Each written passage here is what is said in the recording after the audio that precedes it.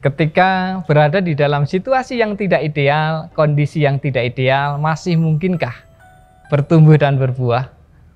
Masih sangat mungkin. Teman-teman yang dikasihi oleh Tuhan, mari kita perhatikan kitab suci kita.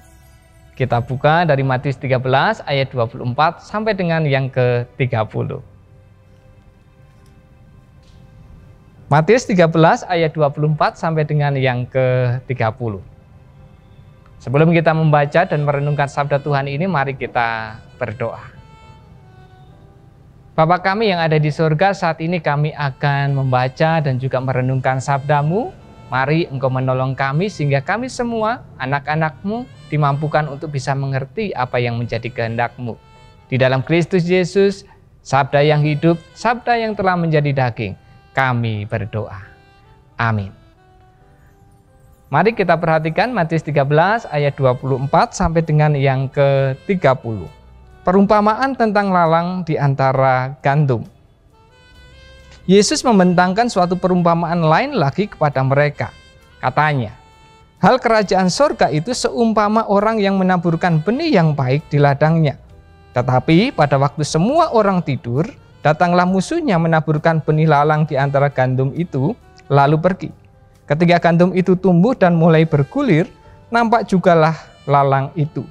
Maka datanglah hamba-hamba Tuhan ladang itu kepadanya dan berkata, Tuan, bukankah benih baik yang Tuhan taburkan di ladang Tuan? Dari manakah lalang itu? Jawab Tuan itu, seorang musuh yang melakukannya. Lalu berkatalah hamba-hamba itu kepadanya, jadi maukah Tuan supaya kami pergi mencabut lalang itu? Tetapi ia berkata, jangan. Sebab mungkin gandum itu ikut tercabut pada waktu kamu mencabut lalang itu. Biarkanlah keduanya tumbuh bersama sampai waktu menuai.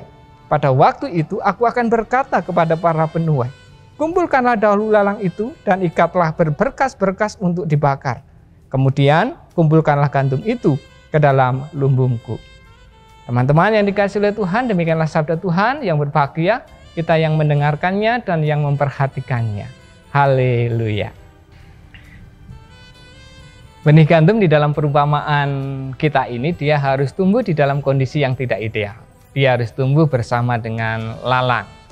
Lalang ini bisa merusak tanaman gandum. Kondisinya menjadi semakin tidak ideal ketika sang tuan, dia tidak mencabut lalang ini.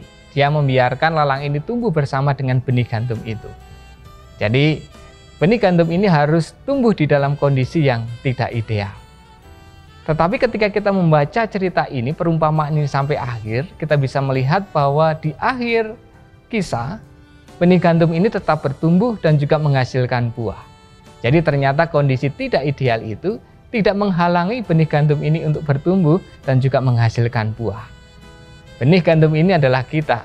Ketika kita menghadapi situasi yang tidak ideal, kondisi yang tidak ideal, kita pun masih bisa terus bertumbuh dan juga menghasilkan buah.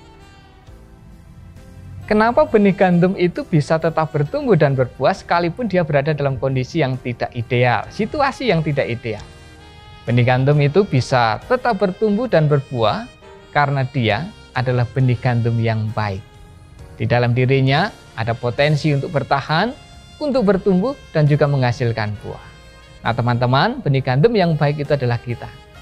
Maka kita pun punya potensi di dalam diri kita untuk bertahan, untuk bertumbuh, juga untuk berbuah, sekalipun kita berada di dalam kondisi situasi yang tidak ideal. Selanjutnya, teman-teman pemuda remaja yang saya kasih dan juga dikasih oleh Tuhan, kenapa benih gandum yang baik itu tetap bisa bertumbuh dan berbuah, sekalipun situasi yang dia hadapi tidak ideal? Itu karena benih gandum yang baik ini punya Tuan yang sungguh-sungguh memperhatikan pertumbuhannya. Di dalam perumpamaan itu tadi diceritakan di awal pertumbuhan, benih gandum ini tumbuh bersama dengan alang-alang. Dan di sana kita bisa melihat bahwa sang tuan, dia tidak mencabut tanaman alang-alang itu di awal pertumbuhan.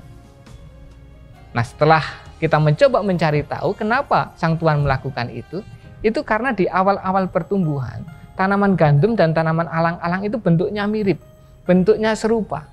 Sehingga kalau dipaksakan, mencabut di awal pertumbuhan, bisa jadi salah cabut.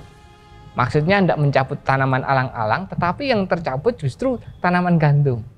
Karena itu sang tuan tidak mencabut tanaman alang-alang itu di awal pertumbuhannya, supaya tidak salah cabut.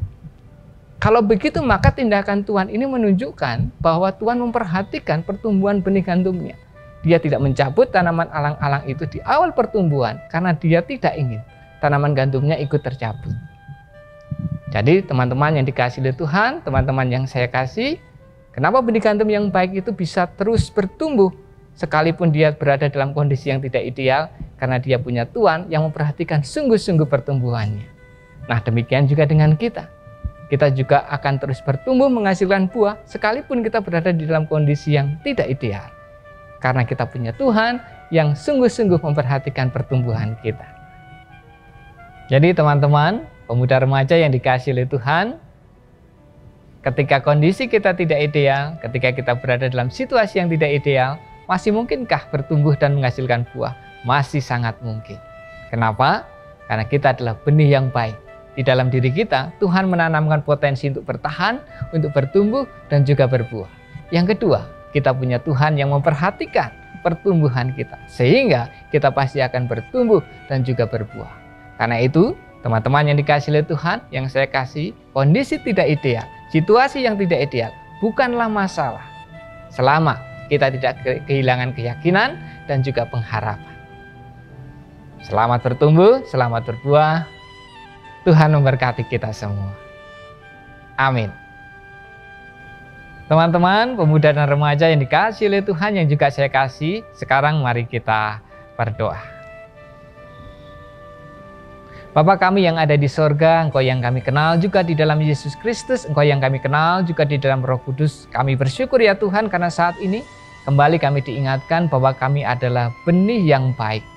Di dalam diri kami, Engkau telah menanamkan potensi bagi kami untuk bertahan, untuk bertumbuh, dan juga menghasilkan buah. Saat ini kami juga diingatkan oleh sabdamu bahwa kami punya Engkau, Tuhan yang selalu memperhatikan pertumbuhan kami. Karena itu, apapun kondisi kami, situasi kami, sekalipun itu semua tidak ideal, tetapi kami akan terus bisa bertahan, bertumbuh, dan juga menghasilkan buah. Terima kasih Tuhan, di dalam Kristus Yesus, Tuhan dan Juru Selamat kami berdoa. Amin.